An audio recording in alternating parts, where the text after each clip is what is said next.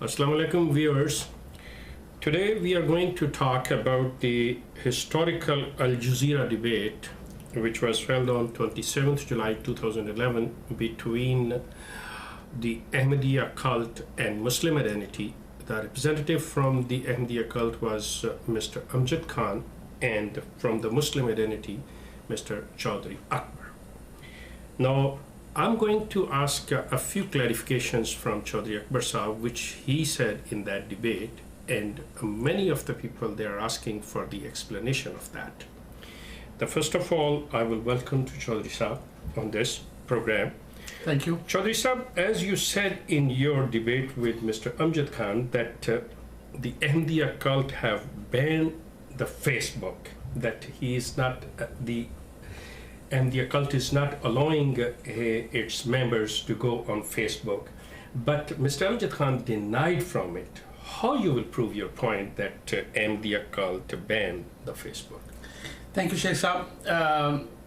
There is a very clear direction in the speech of Mr. Masroor Ahmad, which he gave at their convention in Germany, which was later interpreted by the Ahmadiyya, or the Qadiani Ahmadiyya internet team. And on July 14th, 2011, they put out a directive on their website that clearly stated that no individual accounts of Facebook or other similar networks would be allowed. So any personal social network that includes Google+, that includes Facebook, that includes High Five and so on, they're all mentioned there, except Twitter and LinkedIn, where you don't have the option of sharing personal details or knowing about each other's friends and so on. So instead of trying to teach people how to use these social media tools properly, they simply outright went and banned them and said no individual accounts, only for only for educational reasons or business reasons you can have your account. Now, the reason why Mr. Amjad Khan probably backed off, I mean, first he said there is no ban and then he backed off, was because that this program, the stream on Al Jazeera, was a social media program. Right, yeah. And when I confronted him and said, what are you doing on this program if you don't believe in, if your organization bans such a thing, he simply went out and denied it. And when I insisted, he backed off and said certain limitations and certain things and all this type of stuff has been done.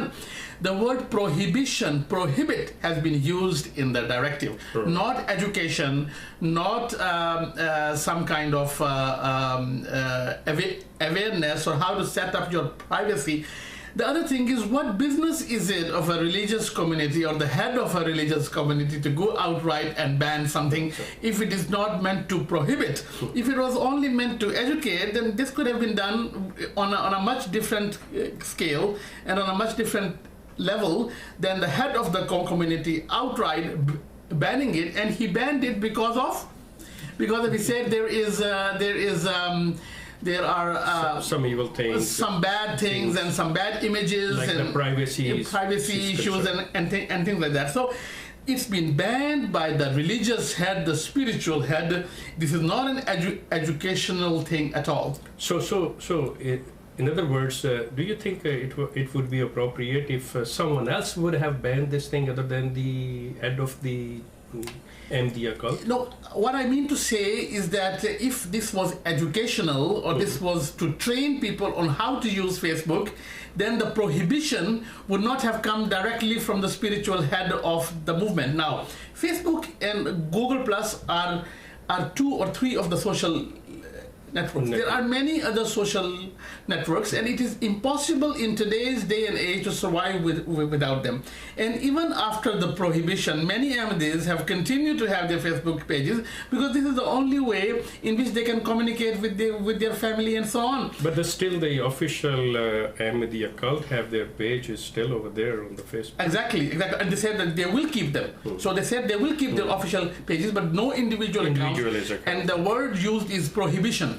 Okay. Prohibition. Okay, next thing, Choice Saab, Mr. Amjad Khan denied that the Ahmadis never called the Muslims a kafir or Jahannami. Now, you said openly over there that that the Ahmadis have called the Muslims, and you call them, the Ahmadis are, according to you, not Muslim.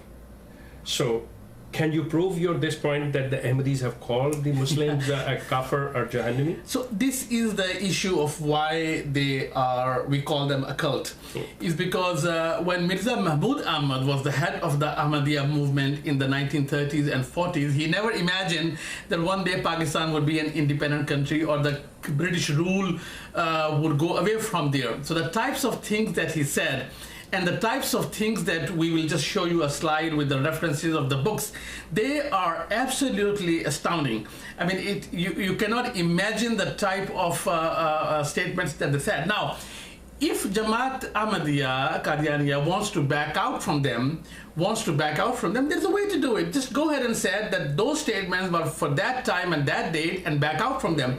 The Lahori Ahmadiyya, which are also Ahmadiyya, do not subscribe to the creed that other Muslims are kafir, or Muslims as a whole are kafir according to them. Even we don't use the word kafir. But Mirza Mahmud Ahmad and Mirza Bashir Ahmad have used the word kafir, balke in Urdu, pakka kafir, which means absolutely kafir. So those words were said in a time and an age. If you want to restrict them to that age, say so, but don't come on international TV and deny it outright. Everybody knows out there. It's on the internet. It's on. Every media person knows it. Every scholar knows it, and you only look like a fool if you continue to insist that those words were never said. Yeah. Here I will say that the Muslims, even the Pakistani government, they have made the amendment in their constitution that the Ahmadis are non-Muslim.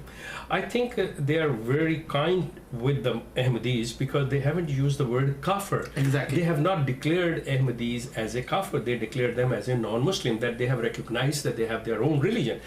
But Mirza Ghulam Ahmad Qadiani Sahib declared 1.6 billion Muslims as a kafir. Exactly. This is what we were trying to show in that debate. So Mirza, that once you have a new prophet, which is binding to accept him and it is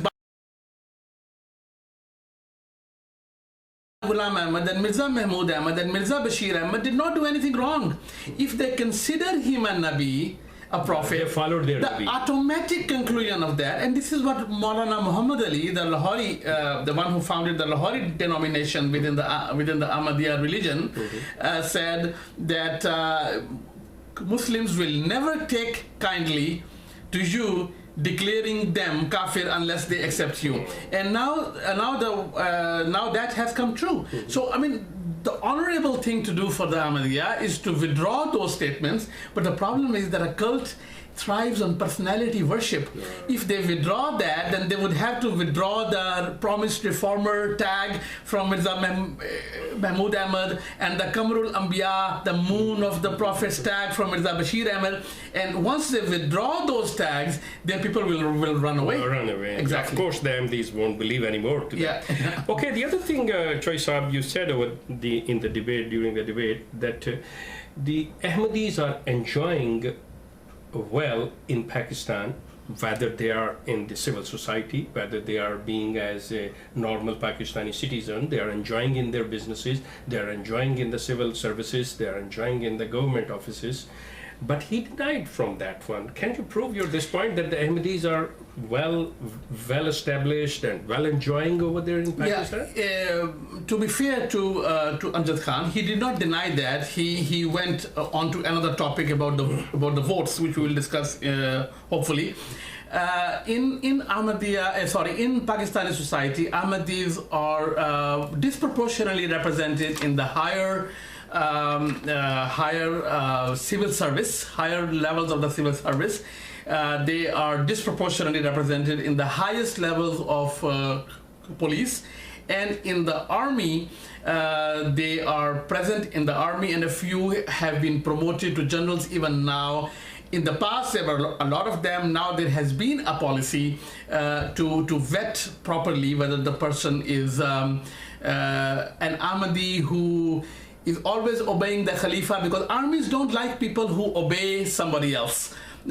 all the time. Even John F. Kennedy was asked, because he was a Roman Catholic, that when it came to decide between the United States interest and what the Pope said, which one would you follow? So that is why the army has adopted a stricter policy. Now there are Ahmadi, very senior generals, brigadier and above, in the medical corps and also in the Navy.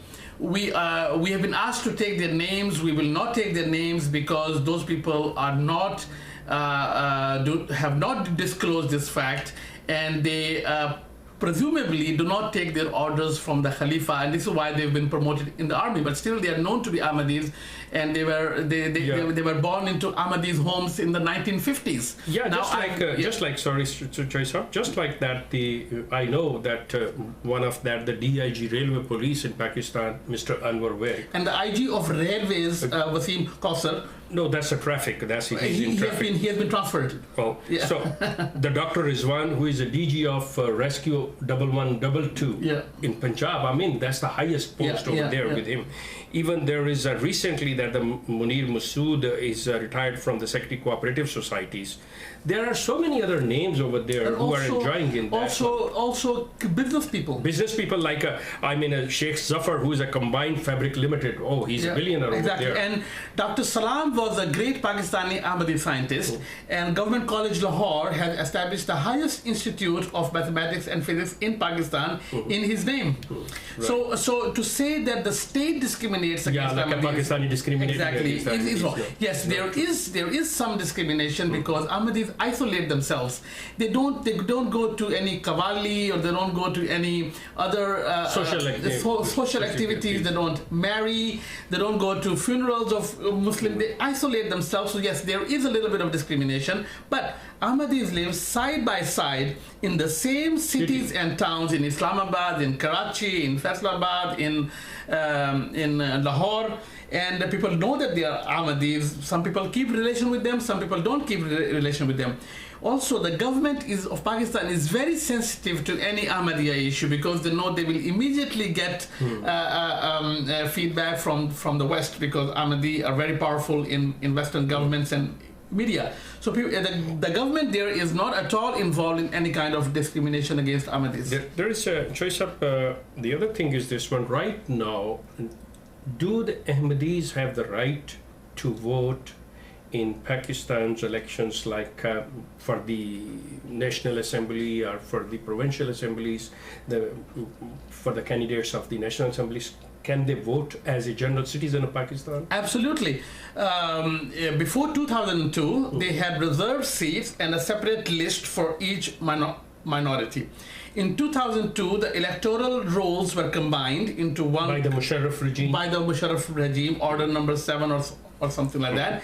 And after that, Ahmadis can now vote for any candidate and can also propose a minority candidate. So they can propose a general candidate in the general election. Now, at the very last minute, just before the elections, religious parties asked for that Ahmadis, because their names are very similar to Muslim names, and the constitution has declared them non-Muslim specifically.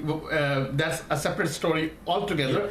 Therefore, their names should be, if somebody complains. So if an Ahmadi registers onto the main registration roll and somebody complains, then that person would be called and to the electoral officer, and within 15 days, if he does not sign an affidavit declaring himself to be a Muslim, then he will be put on this separate roll. Now, it is not a very good solution. It's not a very good law. But again, we need some cooperation. The Pakistanis need some cooperation from the Ahmadis in order to say what is acceptable to them. The Ahmadis, even now that they have joint electorate, they can vote for any candidate. They can have their own candidates in the general election, are now saying that no, we will not participate because we have a separate list. So if they won't engage the Pakistani government, if they won't engage the political parties and come up with a compromise solution, then it is the Ahmadiyya who are refusing to vote. they can say, in all honesty, Ahmadiyya can say, we refuse to vote under these conditions. But it is wrong for them to say that they are not allowed to vote. These two are very different things. So saying that you are not allowed to vote is completely different from saying, I refuse to vote, or I refuse to participate in the political process. So they have the right, but they are refusing to vote. Exactly. But the choice are over here. Let's move from Pakistan to Canada.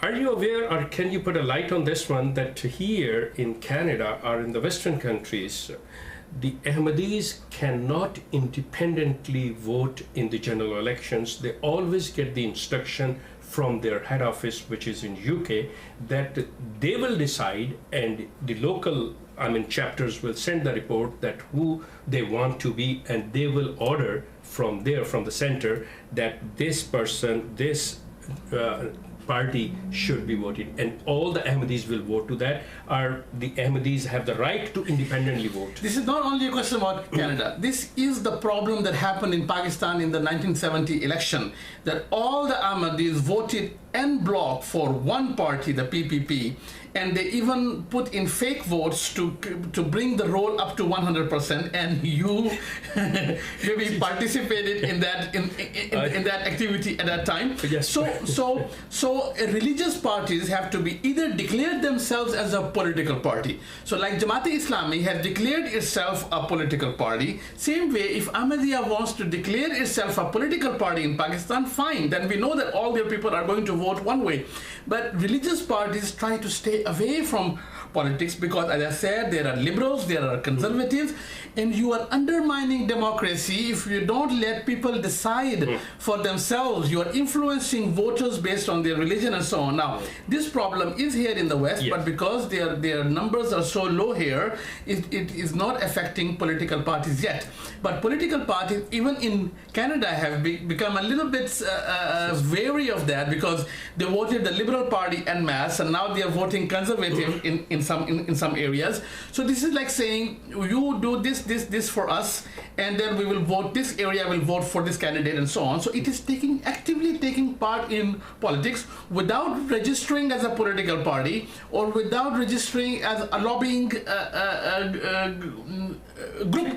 Joseph, here, sorry to interrupt you. The thing is this one, the Ahmadiyya community is registered here under the charitable organization.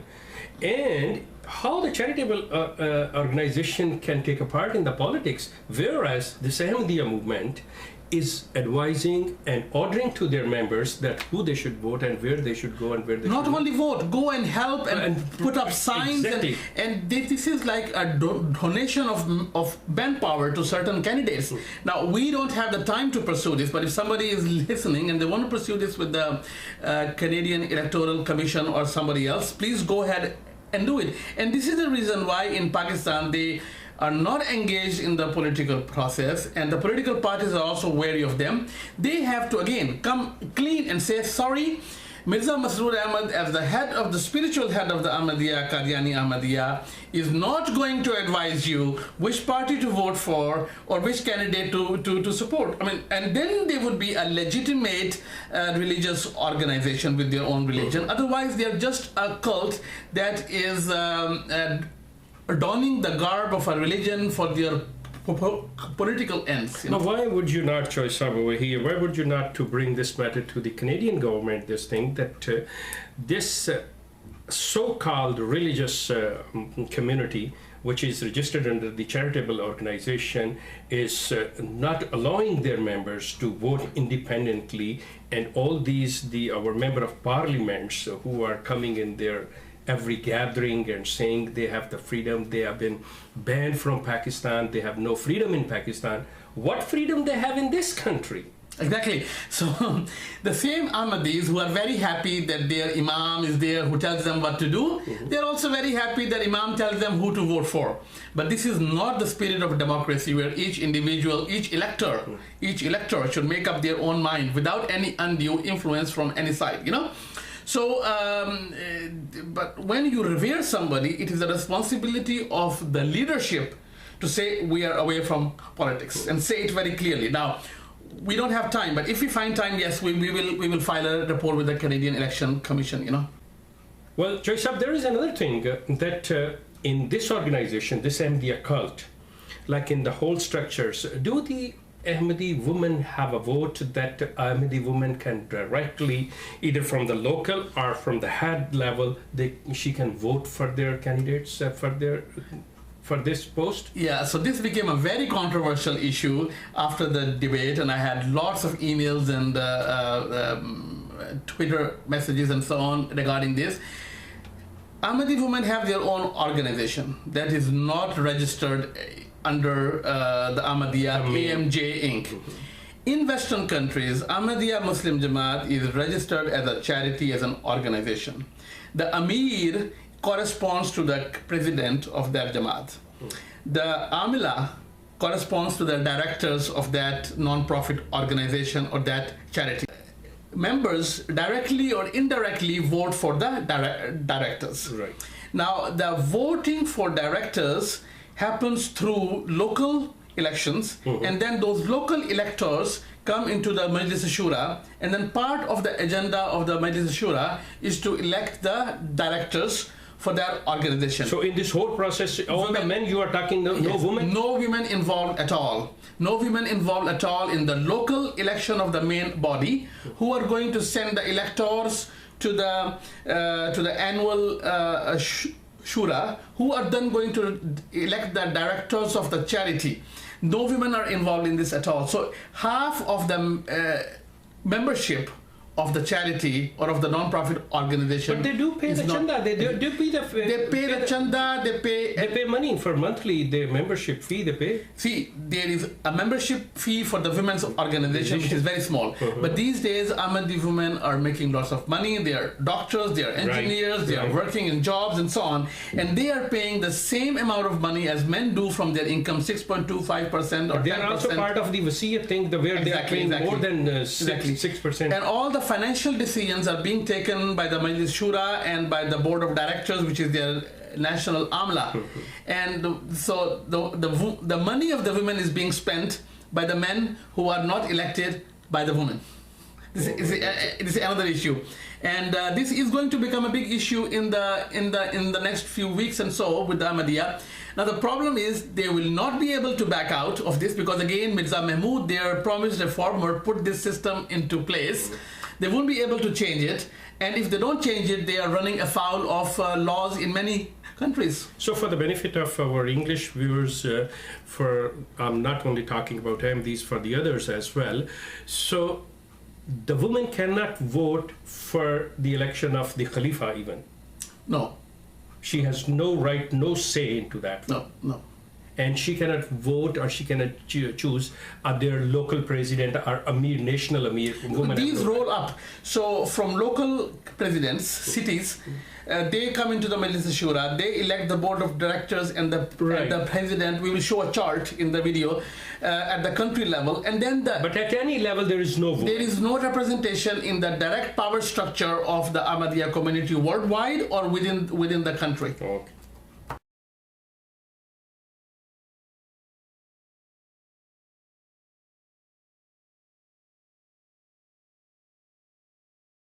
Well, Choi Saab, I'll thank you for this clarification. I really appreciate your time, and thanks a lot. And we will be back, viewers, again. If you have any question, you can email us, you can call us, and we will be happily take your questions, and we will try our best to have the answers from Mr. Chaudhry Akbar. Choi Saab, thank you so much for your time.